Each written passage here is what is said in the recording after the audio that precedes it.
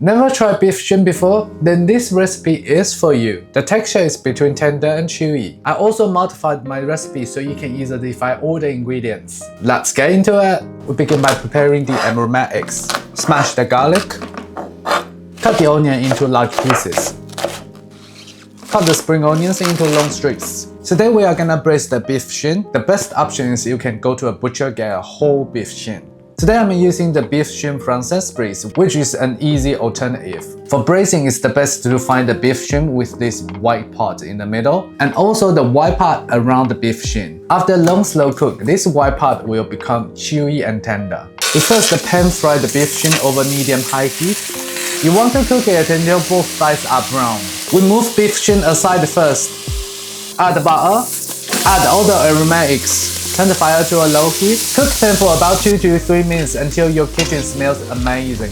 Now we increase the fire back to high. Add the beef back in. Add the sugar. Stir a little bit. Add the soy sauce.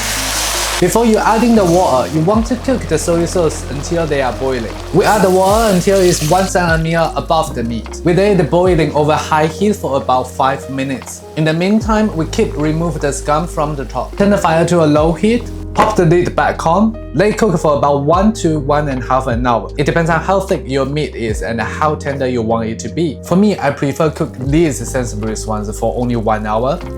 Then we turn off the heat, let it sit for at least 2 hours to absorb all the flavors. For the best result, I suggest overnight. This chewy part is my favorite.